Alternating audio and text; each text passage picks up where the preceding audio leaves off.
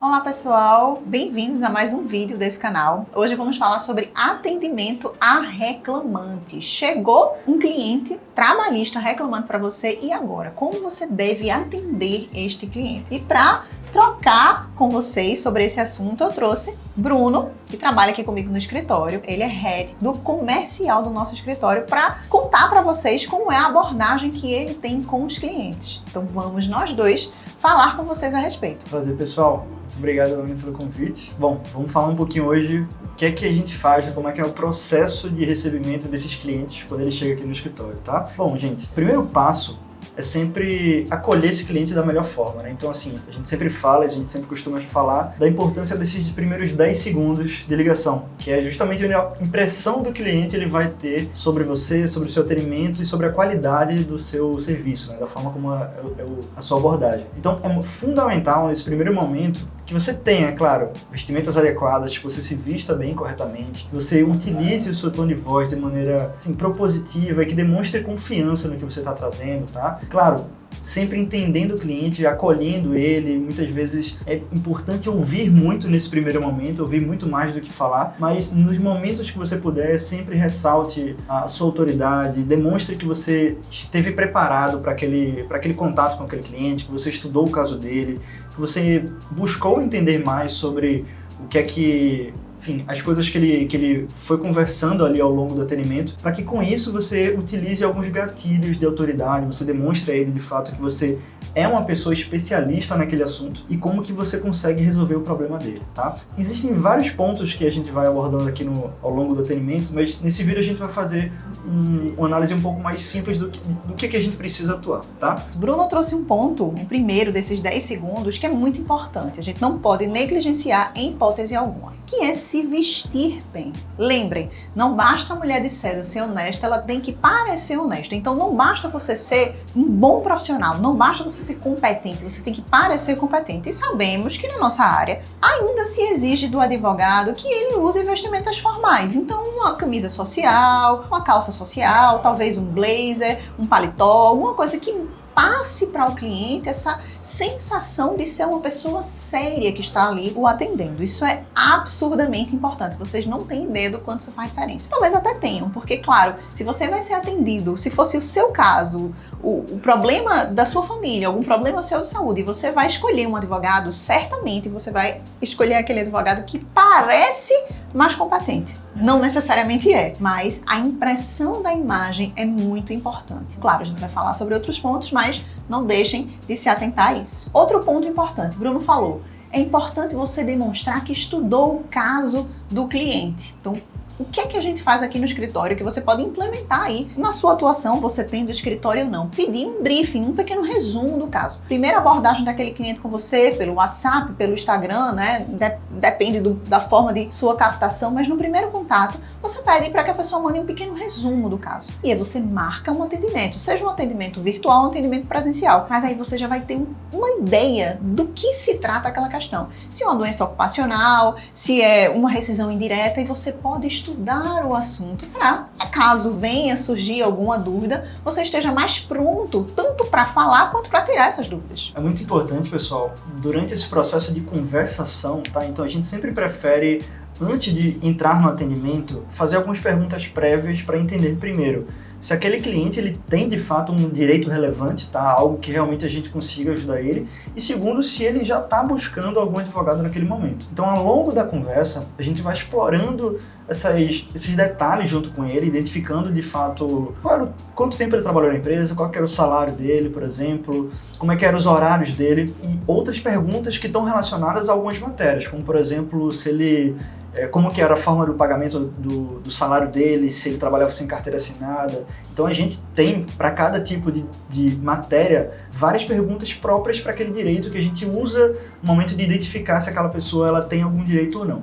Depois que a gente faz essa análise, que a gente identifica se aquela pessoa ela realmente tinha um direito ali que foi violado e que a gente pode atuar, é a hora de a gente analisar o nível de consciência daquela pessoa, ou seja, por que ela procurou um advogado? Qual que foi a razão dela estar aqui hoje conversando com você por aquele motivo? Isso ajuda a gente a entender se aquela pessoa ela só está buscando entender alguma informação, tirar alguma dúvida, querer saber alguma informação para questionar a empresa sobre alguma coisa que está acontecendo, ou se de fato ela já está pronta para entrar com o processo, ou se ela muitas vezes quer entrar com o processo, mas não sabe se vale a pena. Então é o momento de você falar que, olha, de acordo com essa análise que a gente fez do seu caso, a gente acha que é relevante, que vale a pena seguir ou não, e aí sim encaminhar para uma futura contratação, tá? Mas a gente sempre faz essas perguntas e essa conversação prévia para entender se vale a pena a gente gastar energia com aquele atendimento ou não. E nesse caso, fazendo sentido, a gente identificando que aquela pessoa tem um direito relevante, que ela já está pronta para iniciar um processo, a gente faz o atendimento, onde a gente faz todas as perguntas para identificar todos os direitos que aquela pessoa tem. O qual acho que esse é um grande ponto, Bruno, que as pessoas têm muita insegurança. Tá, mas como eu faço essas perguntas para o cliente? Tem pessoas aqui que certamente estão assistindo esse vídeo e já tem mais experiência com a área trabalhista, com atendimento e já tem ali o seu roteiro para seguir. Mas para quem está começando, como abordar essa pessoa? Porque não tem nada pior do que a gente receber um cliente, sentar na frente dele e esperar ele falar. Ele nunca vai saber o que falar, porque você que é advogado, ou o seu escritório, é que sabe do direito, não ele. Você precisa extrair dele o que você precisa para fazer a tese. Então aqui no escritório nós temos uma ficha de atendimento. É uma ficha de atendimento completa com perguntas-chaves para temas chaves. E é essa ficha de atendimento que é utilizada nesse briefing, nessas perguntas básicas do início. Então, inclusive, essa ficha de atendimento é utilizada não só para advogados. Aqui no escritório, temos pessoas que atendem que não são da área do direito, mas que, com base nesta ficha, conseguem prosseguir com o atendimento e com esse briefing anterior. Mas tanto nessa conversa anterior, para ter uma noção de perguntas básicas a fazer e principalmente no atendimento. Às vezes, o cliente ele não fecha o contrato porque ele não sente segurança na pessoa, no advogado que está atendendo ele. Então ele pode começar o atendimento, não sentir muita segurança e partir para outra. Ir para um outro advogado, um outro profissional. Por isso que é importante você passar essa confiança, tanto na vestimenta quanto no seu tom de voz. E isso se reflete muito no quanto você está preparado. Tanto de ter esse briefing, essa noção anterior do que a pessoa pretende falar com você no atendimento, mas também a confiança de saber o que você vai perguntar. Por isso que é tão importante você ter um roteiro de atendimento, uma entrevista pronta para você não se perder. Até mesmo porque no dia a dia é muito comum esquecermos. Esquecemos de fazer perguntas-chave. E não é legal para o cliente, Bruno pode falar mais disso, ficar ligando o tempo inteiro para perguntar a mesma coisa, né? Na hora que vai fazer a reclamação, na hora que tá preparando a petição inicial, eita pô, e como é que ele fazia, por exemplo, como é que ele fazia determinada coisa, como é que ela os horários dele naquele dia específico da semana que ele não deixou claro, ou como que era o pagamento das horas extras, sair no contra-cheque, ou se não saía, eu esqueci de perguntar aquilo, poxa, eu preciso saber dessa informação para poder liquidar. Eu acho que isso deve passar até uma sensação de amadorismo para o cliente. Você ficar o tempo inteiro perguntando aquelas mesmas coisas. Por isso que é tão importante seguir. No nosso escritório, é possível fazer um atendimento sem seguir essa ficha?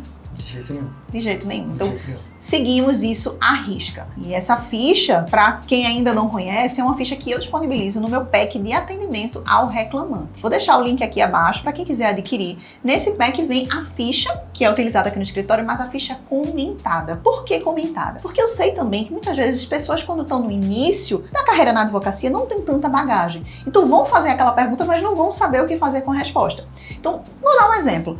Na parte da ficha que está falando sobre contrato clandestino, tem uma pergunta. Era possível mandar outra pessoa no lugar? Que pergunta é essa? Essa pergunta é o que vai evidenciar se tinha pessoalidade ou não. Se poderia mandar outra pessoa no lugar, não tinha pessoalidade. Então, a partir daí vai ser analisado. Cabe, vale a pena fazer o pedido realmente de reconhecimento de vínculo ou era uma pessoa que não tinha uma relação de emprego configurada? Tá lá no comentário da ficha para que os advogados que vão utilizar tenham noção. Inclusive, isso é muito útil na nossa equipe, porque pessoas que não são advogadas estão fazendo um atendimento podem se basear nessas respostas. Então, além da ficha de atendimento, também vem o nosso contrato de honorários, que também é utilizado pelo nosso comercial em todos os contratos que fechamos. Então, é um contrato bem lapidado, já passamos por muitos perrengues que foram lapidando o nosso contrato. Eita, aqui não conseguimos ganhar isso, perdemos nisso, deixamos de ganhar nisso, o contrato é amarrado. Só quem passou perrengue, deixou de ganhar honorários depois de trabalhar anos no processo, sabe a frustração que é passar por isso,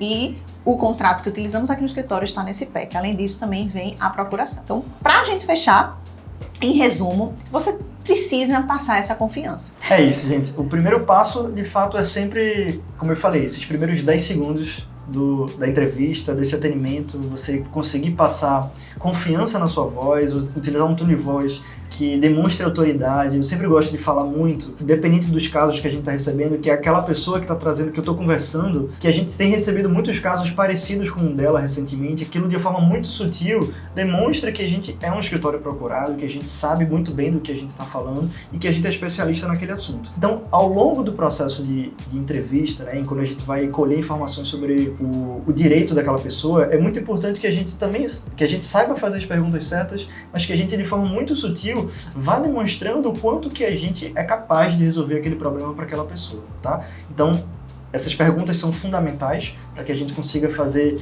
esse atendimento da melhor forma e consiga evitar dores de cabeça, tá? Tanto durante a confecção da ação quanto ao longo do processo. Não existe nada pior do que na audiência a gente saber uma coisa que a gente poderia ter descoberto lá atrás se tivesse feito uma pergunta a mais, e isso muitas vezes é evitado, é estruturado de uma forma organizada que não tem como você deixar de ver aquilo porque tá algo muito didático e intuitivo. Acho que também é acolher o cliente. Geralmente quando ele chega para efetivamente ir atrás de uma ação, a pessoa tá chateada com alguma situação da empresa, tá infeliz, ou enfim, às vezes tem situações que nem tem o direito, mas que o fato de existir um acolhimento, ouvir aquela pessoa, já traz para ela um sentimento de satisfação, que é muito importante, de confiança também. A confiança, ela não é só criada, ela é muito relevantemente criada quando existe essa boa impressão, quando ela acha que a pessoa que ela está contratando é uma pessoa competente, mas também quando é a pessoa que acolhe. Então, em resumo, é isso. E não deixem, óbvio, de seguir um roteiro de atendimento. Mais uma vez, se você tem interesse em adquirir o meu pack de atendimento com o roteiro, o link está aqui abaixo, mas se não, se você já se sente preparado para criar o seu próprio roteiro, não deixe de